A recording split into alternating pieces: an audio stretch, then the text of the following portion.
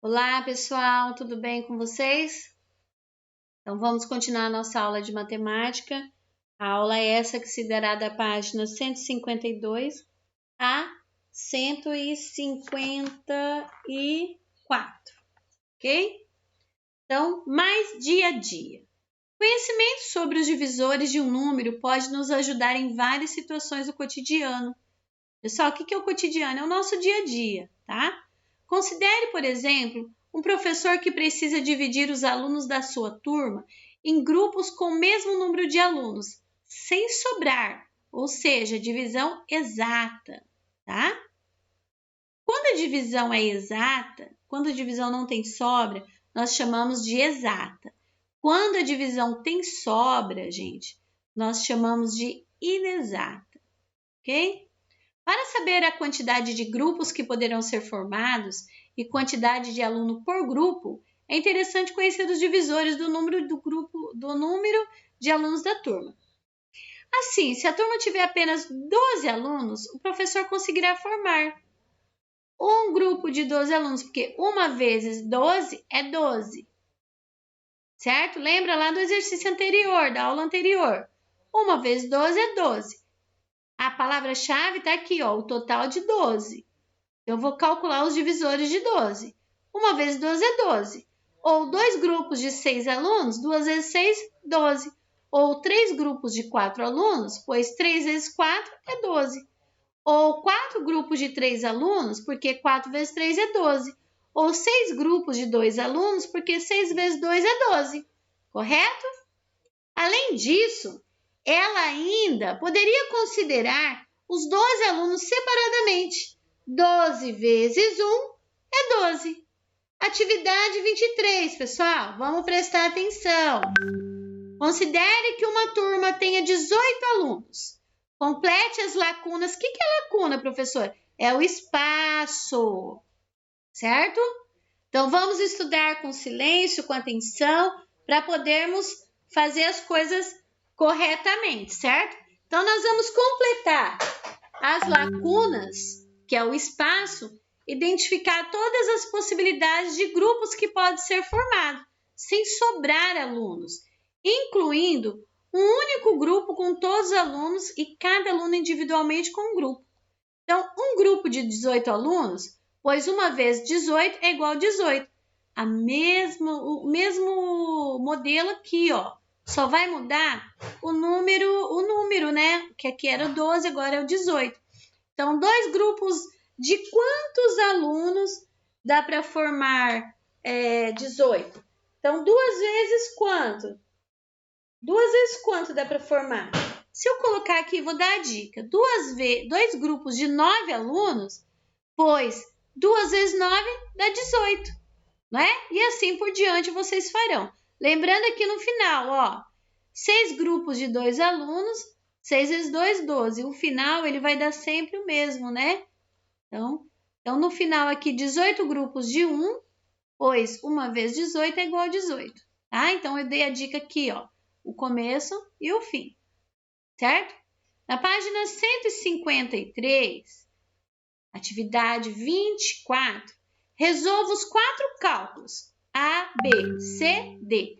Depois que você fizer a resolução, você vai vir aqui no gráfico A, B, C e D. Muito legal essa atividade, hein? E você vai preencher, pintar os quadrinhos correspondentes ao resultado. Por exemplo, se o resultado de 1 mais 1, vamos supor que fosse 1 mais 1 aqui, 2, no A, você vem aqui no gráfico A e pinta 2 quadrinhos, certo? Se o resultado de 4 vezes 3 for 8, você vai vir no C e vai pintar 8. Mas, se o resultado for 12, você vai pintar 12 quadradinhos, certo? Aí você vai fazer a atividade, as perguntinhas aqui, de acordo com o que você fez aqui. Então, vamos lá. Sobre as informações do gráfico, responda ao que se pede. A. Que letra correspondente à quantidade maior? É o A, B, o C ou D que foi o resultado maior? B. Qual é a diferença entre o resultado obtido do A e do B? Quando eu falo em diferença, pessoal, em diferença, qual é a operação que eu estou usando? É adição? Será que é adição? Porque a adição seria o total do A e do B. Mas quando eu falo a diferença, seria o quê? Por exemplo, no A deu 15 e no B deu 10. Qual a diferença do A para o B? Né? Seria uma subtração que eu tenho que fazer. No C, quanto falta para que o resultado B seja igual ao C? Né? Então, creio que no C se dará um resultado maior ou menor? Não sei. Né? O resultado do B,